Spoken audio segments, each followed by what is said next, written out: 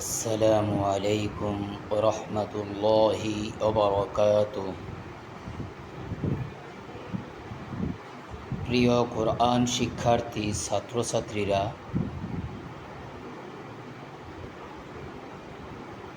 আমাদের হরকতের যে উচ্চারণ চলছিল, এক জবর, এক জের, এক পেশ, এগুলো শেষ হলো। এখন এই জবর, জের, পেশ এর মাধ্যমে শব্দ গঠন করি আমরা, বানান করে করে উচ্চারণগুলো শিখব। এক্ষেত্রে আমি যা দেখেছি যে অনেক সাধারণ শিক্ষার্থী যারা আছে তারা এগুলোকে নিজের মতো করে অথবা বাংলার মতো করে উচ্চারণ করে থাকে। বলে বাজারবা, বাজারবা, বাবা। আসলে এটা ভুল।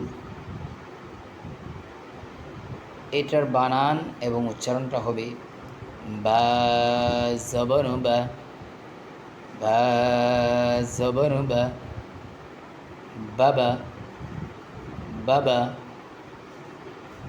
এইভাবে করতে হবে। বাকি উচ্চারণগুলো এভাবেই করে মানুষে দাদা এমন করে, এমন হবে না। আপনারা আশা করি ভুল উচ্চারণটা বুঝতেই পারছেন, এভাবে করবেন না। এখনও পর্যন্ত হরকতকে টান দিয়ে পড়তে হয় কী কারণে, সেই কারণটা আমাদের আসেনি। অতএব আমরা হরকতকে স্বাভাবিকভাবে আমরা উচ্চারণ করব, কোনো প্রকারের দীর্ঘায়িত করব না আওয়াজকে, এবং অতি তাড়াতাড়িও করব না। দাল জবরদা, দাল জবরদা, দাদা। নুন জবরনা, নুন জবরনা, নানা।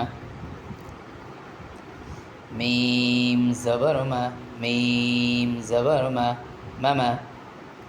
দাল জবরদা, দাল জেরদি, দাদি। নুন জবরনা, নুন জেরনি, নানি। মিম জবরমা, মিম জেরমি, মামি। ফা পেশফু, ফা পেশফু, ফুফু। খ জবর খ, লাম পেশলু, খলু। হা পেশ হু, ওয়াও জবর ওয়া, হুয়া। হা জের হি, ইয়া জবর ইয়া, হিয়া। বা জের বি, কাব জবর কা, বিকা। বা জবর বা, আইন জবর আ, বা। মিম জবর মা, আইন জবর আ, মা। লাম জের লি, ইয়া জবর ইয়া, লিয়া। এটা অনেকে বুঝেন না। এটি দেখতে আলিফের মতো দেখা যায়, কিন্তু বাম পাশের অক্ষরের সাথে মিলার কারণে নিচের মাথাটা বাম দিকে বাঁকা হওয়ার কারণে এটা লাম হয়ে গেছে। অতএব এটা হবে লাম জের লি, ইয়া জবর ইয়া, লিয়া। কাব জবর কা, তা জবর তা, কাতা। বা জবর বা, কাতাবা। এক অক্ষর সামনে যাব, আবার পিছনে আসব, আবার সামনে যাব, আবার পিছনে আসব। এভাবে একটা অক্ষরকে আরেকটা অক্ষরের সাথে যখন আমরা চেনের মতো করে যুক্ত করে নিব, তখন আমাদের ভুল ভ্রান্তি হবে না। লম্বা করে বানান করতেই থাকি যদি, তখন একসাথে সবগুলো উচ্চারণ করা কঠিন হয়ে যাবে।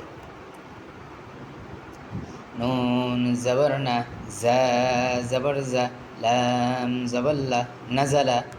র জবর র, ফা জবর ফা, আইন জবর আ, রফা আ। হামজা জবর আ, জাল জের রি, আদি। নুন জবর না, আদিনা। এখানে এই অক্ষরটা অনেকে চিনতে পারে না। এই যে উপরে এই বাঁকা করে চিহ্নটা আছে, এটা বা হতে পারে, তা হতে পারে, সা হতে পারে, নুন হতে পারে, ইয়া হতে পারে। সেটা হবে কীভাবে? নোক্তার মাধ্যমে। আমরা যেই নোক্তাটা আগে থাকে সেটাকে আমরা এই চিহ্নের সাথে দিব। তাহলে এই নোক্তাটা আগে আছে, এই চিহ্নের সাথে আমরা এই নিচে নোক্তা দিলে বা, তাহলে এটা জবর বা, জবর বা। খ জের খি, লাম জবল্লা, বাখিলা। সিন জবর সা, মিম জের মি, সামি। আইন জবর আ, সামি আ। হা জবর হা, মিম জের মি, হামি। দাল জবর দা, হামিদা। মিম জবর মা, র জের রি, মারি। দদ জবর দ, মারি দ। খ জবর খ, শিন জের শি, খসি। ইয়া জবর ইয়া, খসিয়া। কাব জবর কা, বা পেশ বু, কাবু। র জবর র, কাবুর। ফা জবর ফা, হা পেশ হু, ফাহু। ওয়াও জবর ওয়া, ফাহুয়া। কফ পেশ কু, তা জের তি, কুতি। লাম জবর লা, কুতিলা। থা জবর থা, কফ পেশ কু, থাকু। লাম জবর লা, থাকুলা।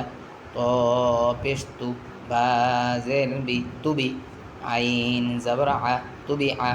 কফ পেশ কু, র জের রি, কুরি। হামজাহ জবর আ, কুরি আ। আমরা এভাবে একসাথে দুই অক্ষর থাকলে উপরের অক্ষরটাকে আগে পড়ব, উপরে হামজা, হামজাটাকে পড়ব। কুরি আ।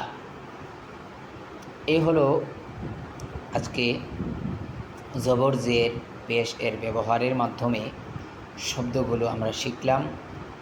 সর্বোচ্চ 3 অক্ষর, সামনে আরও ক্রমান্বয়ে বড় বড় শব্দ আসবে।